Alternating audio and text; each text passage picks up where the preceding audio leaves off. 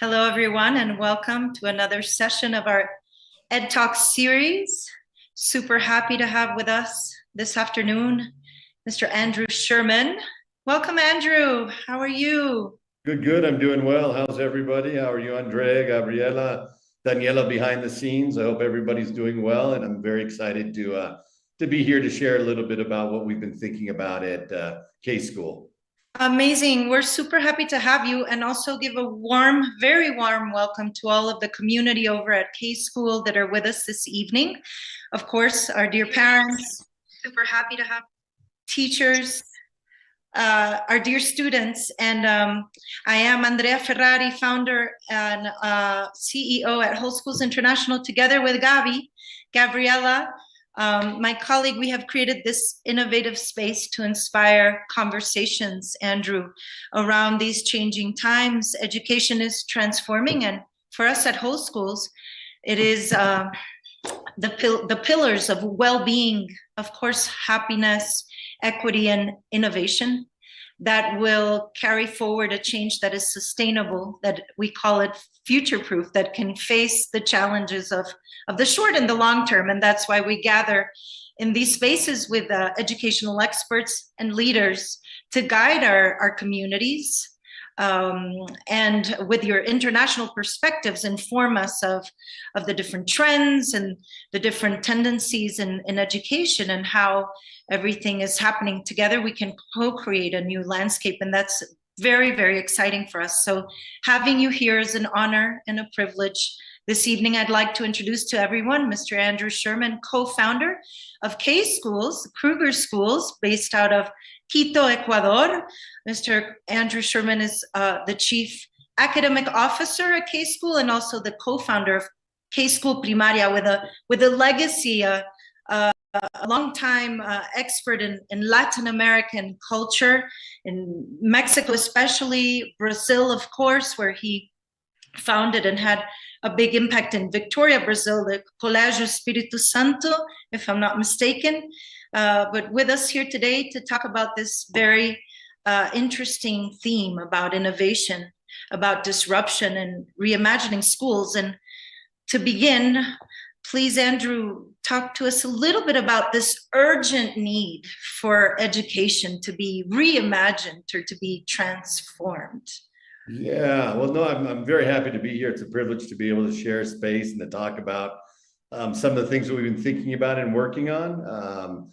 Yeah, I mean, what's really interesting about education is we've gone through different reforms and over periods of time, and then we end up looking very similar at the output at the end of the reform movement. I think a lot of what we need to think about and consider is how to tap into making, you mentioned sort of future proof or future ready. We talk about often that we need to create students that are future ready, and what does that look like in a situation in a world that's changing, day to day in lots of different ways, socioeconomic, globalization, political situations that need and require a high level of critical thinking and creativity in young people, so they're able to engage in ways that we didn't have to when we were learning. And we were in rows, and we gave back to the teacher what the teacher gave to us over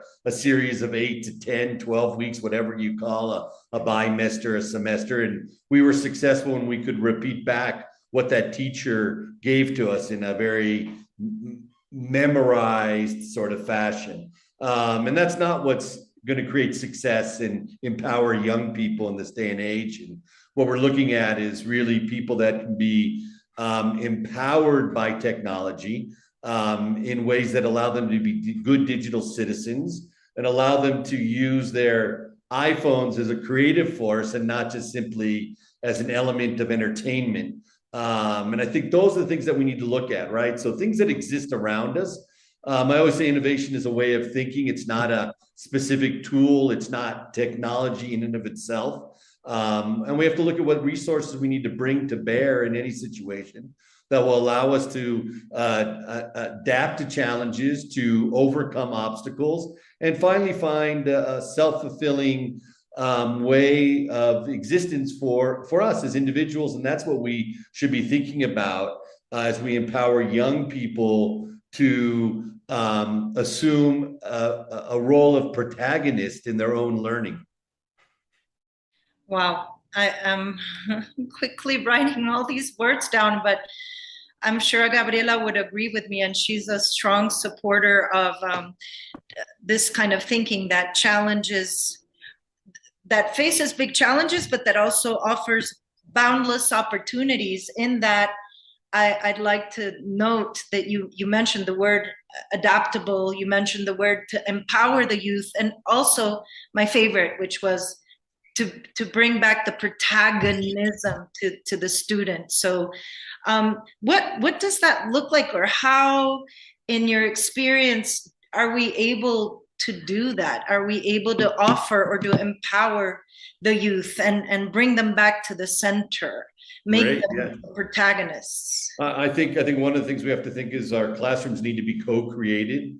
There need to be spaces for collaboration. I think we've got to get away from this expert model where teachers feel like they potentially need to organize or over-organize or lecture or give a lot of information. I always tell everybody there's a limited amount of RAM that I have up here in my brain.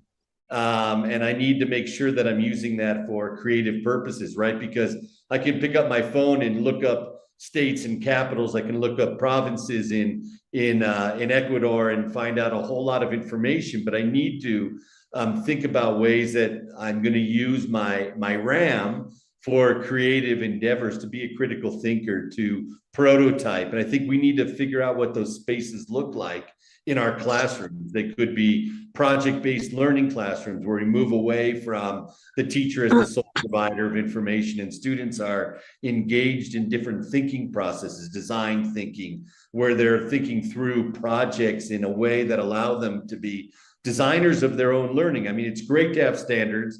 It's wonderful to have lesson plan objectives, but the reality of all of that really needs to produce learners that are self-motivated, that are engaged, and ultimately become independent learners. So I don't think there's any recipe for that other than this sort of information or this sort of position of teachers, that we take ourselves out of the protagonist role, we'll go back to using that word, and become sort of the choreographers of the classroom, right? Making sure that students have access to resources that allow them to critically think about things, diametrically opposed ideas, contradictions in the way history is taught, scientific challenges over time that allow us to see that information shifts, that allow us to see that we need to be critical consumers of what's out there, especially when everything is out there in terms of accessing things via the internet. And so I think really, to empower young people, we have to recognize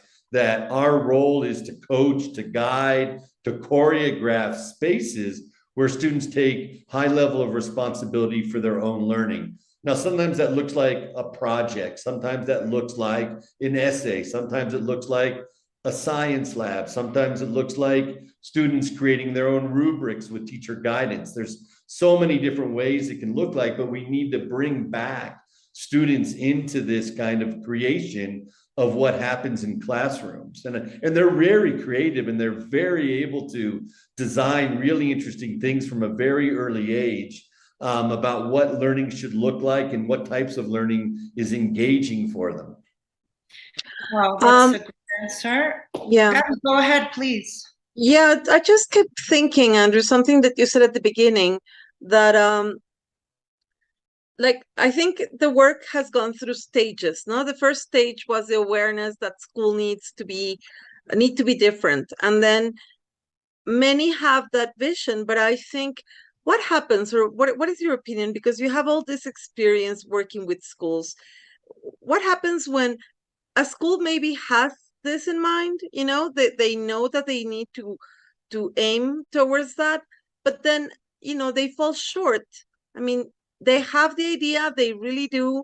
Maybe they even have the posters on the walls. And what would you say is like the biggest obstacle that stops schools to truly achieving this type of goal? Yeah, no, I think it starts with how we were all educated, right? So we were all educated in a system that we want to break free from, but we're all, teachers were successful in a system that we want to sort of undermine or disrupt or change.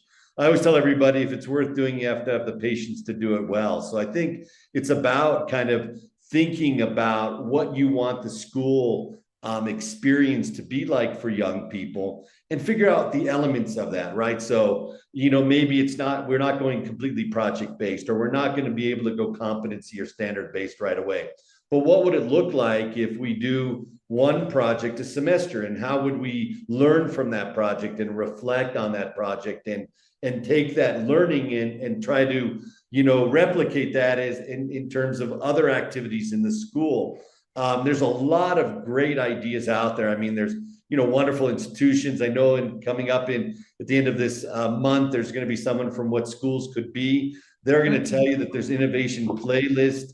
There's really great stuff there. You can look to some of these schools that are making these moves. You can learn from other places, but ultimately, if you're talking about a cultural shift or transformation, I always tell everybody you have to have the patience for the change to become embedded in what you do, right? So, things may not work, but doesn't mean we throw it out, right? For example, at the school I was at previously, we did a kind of an exploration day across the entire school. We stopped, we moved away from the curriculum, and we said, we're going to look at climate change. We're going to find out more about it. We're going to do different levels of research and investigation depending on the grade level you're in. And we're going to do an exhibition of all of this non-programmatic learning because it's not part of the curriculum. And we realized there was a lot that was great about it and a lot that we failed at.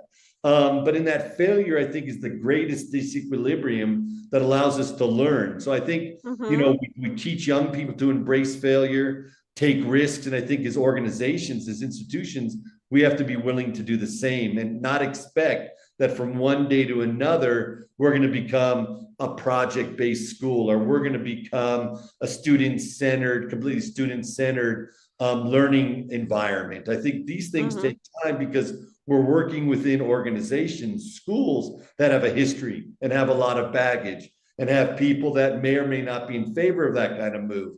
I think as a leader, we look for the power users, the change makers, that 5 to 10% that are going to go with you when you start talking about this, and you leverage those power users, change makers to start to move things in other places.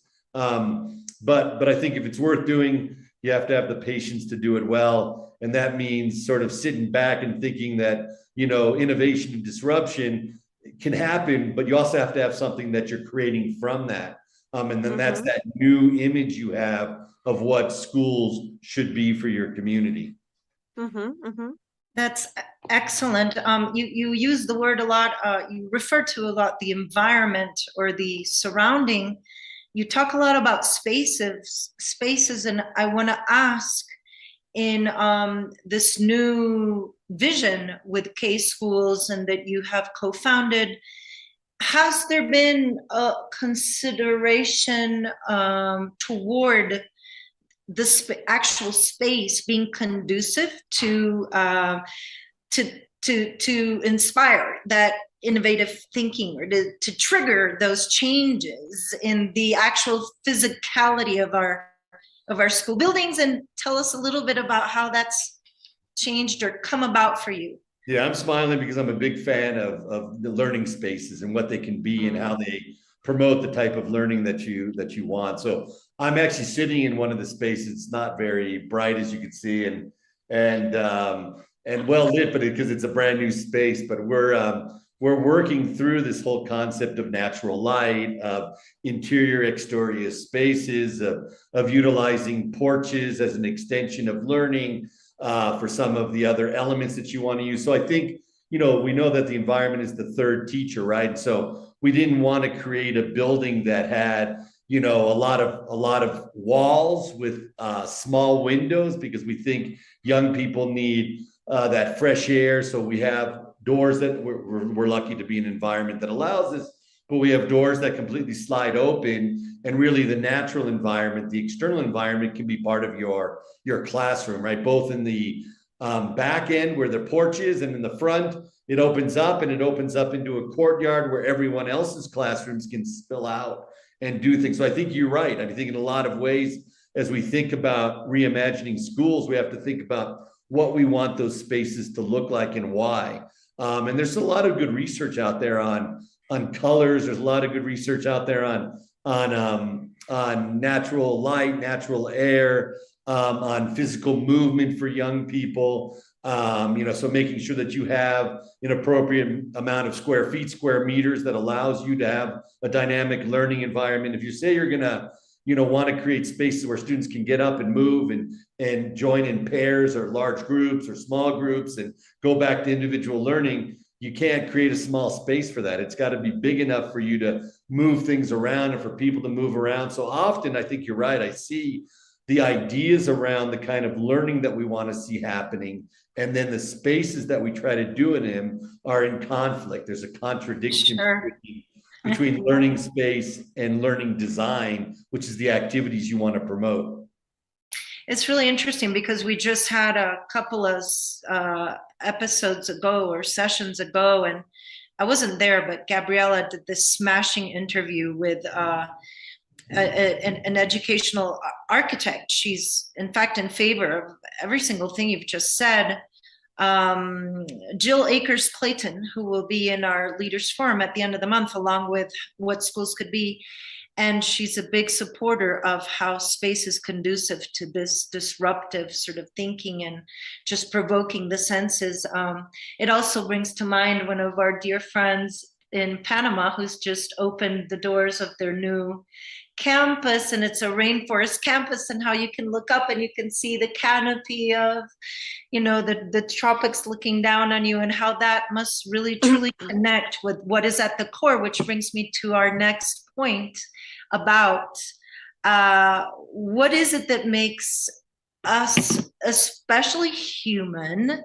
And when we think about innovation, and we want to, as you started the conversation, it's not all about technology and gadgets and our phones, but it's what we can do beyond that, and our shared humanity, which really takes us into this other realm of innovative or disruptive thinking. So what are your ideas around that and our shared humanity? I always, and I think I put in my last time I did an interview last week for the radio show here in Quito, I mentioned that the greatest disruptive force we have is it's back up here with that limited RAM. It's our thinking and our way of thinking, our adaptability and our mindset in challenging things and being growth oriented.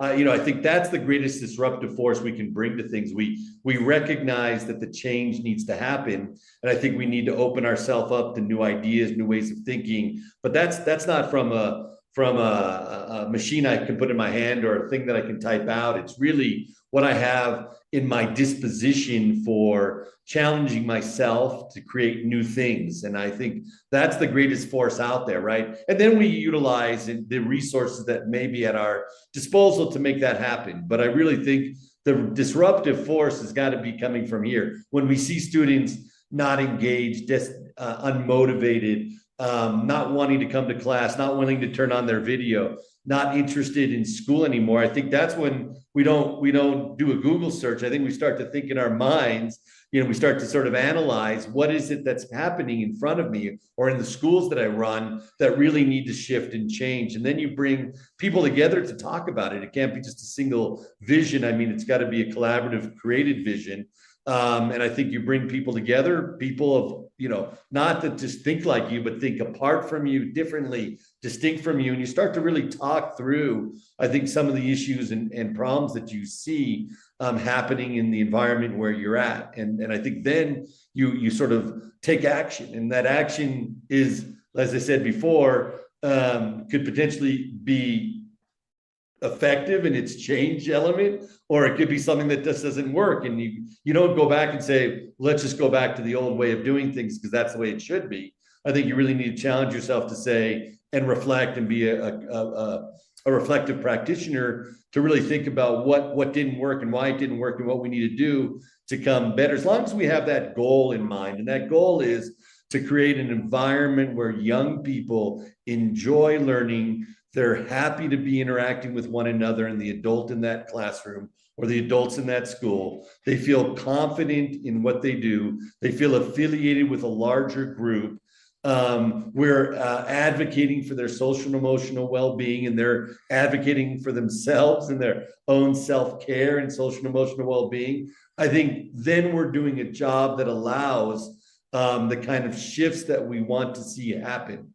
And that's really where it takes. And that's a lot of interconnectivity. And I don't mean Wi-Fi, I mean between people, people that are like you, people that are different from you, trying to engage that idea of diversity as a way to help create something new. But it's really about connectivity. And it's not the Wi-Fi signal or the bandwidth. It's really about connecting with one another and finding out what the needs and interests and talents are of the people around us. But Andrew, I'm sorry, what you said, I think it's key, because it's just being willing to open up the dialogue to a diverse opinion. I mean, what tends to happen is, if the school, is setting themselves towards a goal, what will happen then is just that maybe some voices that are against it will not be spoken out loud and just feed the resistance, right? So just if we could cultivate that willingness to open up the dialogue and say, look, maybe you think this vision is too idealistic. How can we, figure out a way to maintain some things that maybe are a concern, and bring on the new things that we need to add, because it's what education is pointing us towards, right? Well, I think we learn a lot from analyzing the resistance, right? Yeah. And I think we can't deny it and we can't ignore it. And I think part of understanding the resistance is part of understanding what will make us successful. And so you engage it, you learn from it, you try to incorporate it into your overall game plan, and ideally it becomes something that you address over time, and you're able to sort of incorporate concerns, incorporate some of that dissonance into what you're trying to create, because I think it only makes us better. I mean, if we're just gonna, surround ourselves by people who think like us or think with us, without challenging us, we're not going to get to the place we want to get to.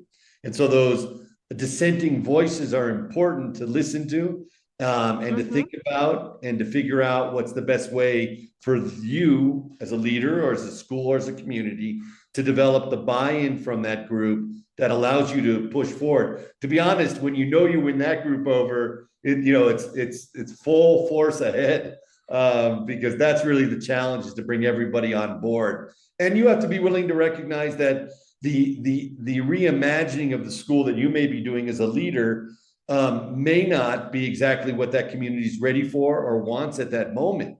And we've got to think about ways to go through phases where we're winning people over little by little and moving us in the direction that we want to see happen.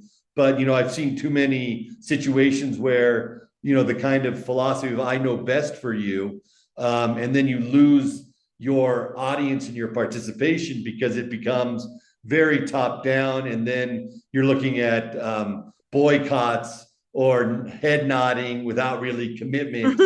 So I think the reality is, you need to be open to dissenting voices, dissenting opinions, and you need to be open to reflect on where you're coming from, and to recognize that the community is a community, and it can't be made in your image. It's really made in the reimagining includes all stakeholders, right?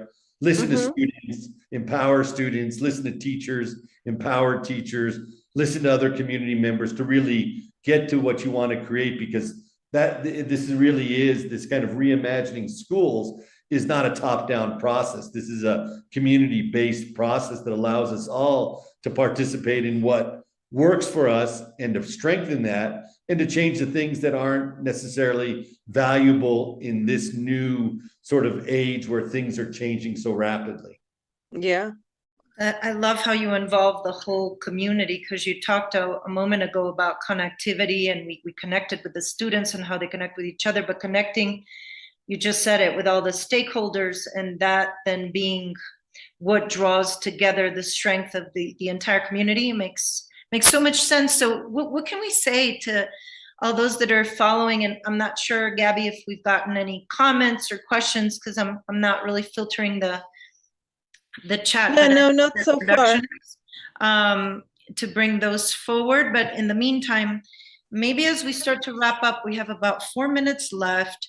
For those that are going to listen to our session today and who are there alongside, maybe how do we guide them in what would be the first maybe small steps that teachers can take, or parents can take, or even students can take in reimagining, what is happening in their own schools or in their own classrooms, and how do we keep an open mind? Because you express it so beautifully.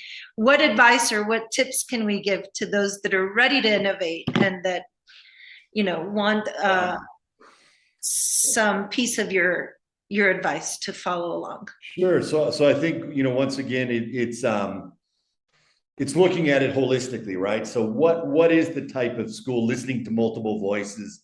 What is the type of school that we think would serve this community best? The parents, the faculty, the students. I think we need to kind of, brainstorm, get ourselves around a very big picture that's out on the horizon of where we want to go. And then we work backwards, right? What are some of the key elements that that would sort of compose that picture that we have out in the horizon? I think, I always remind people to go for the low-hanging fruit. If it means, changing your schedule and thinking about starting later for the older kids, because we know the research tells us that, adolescents need a little bit more sleep and could benefit from that. May be the little step that helps you create an environment where students, older students, high school age students, middle school age students feel like the school is a place that's, adapting somewhat to their overall, developmental needs. So I think you set out that horizon, that view, that big panoramic view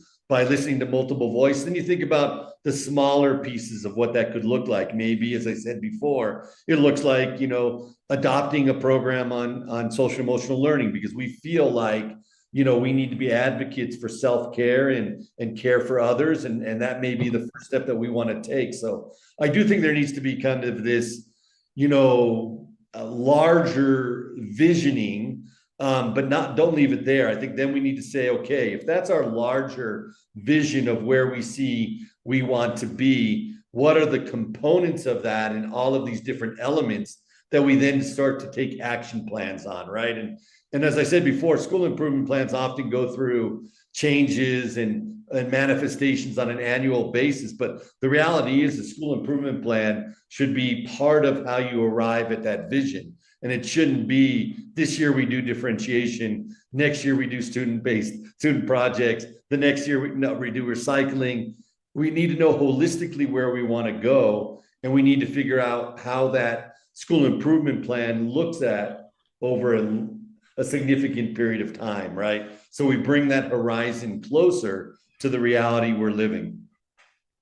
Absolutely, Andrew. We have just over 1 minute left. I want to thank you for reminding us that it begins with us. No, you as an example primarily have shown that today and spoken about it today, and that creating a culture that makes it safe to innovate, right? Getting out of that comfort zone by taking these little steps becomes extremely relevant. Gabby, I don't know if you have any closing remarks, you, Andrew, before we part ways, but I love the conversation. I think it's something that you can tell that you've thought about it and you've just had to have been in the battlefield, no?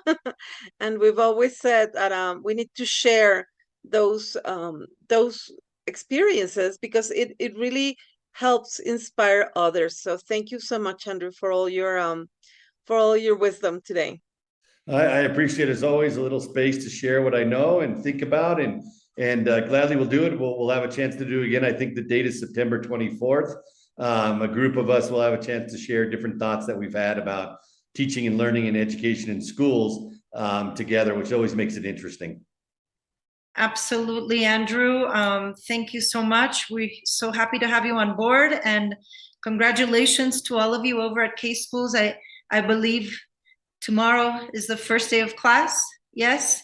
Yep. And I know that you'll be there with open arms to welcome every single one of your new families, students, teachers, and all of your team pedagogical leaders that will carry this forward. All about hugs and handshakes tomorrow. Very true. Well, congratulations. Have an amazing day tomorrow, and we'll be following very, very closely. Thank you very, very much for your time and sharing your thoughts this evening. All the best to Andrew Sherman and K School Primaria, K Schools in Quito, Ecuador. Thank you.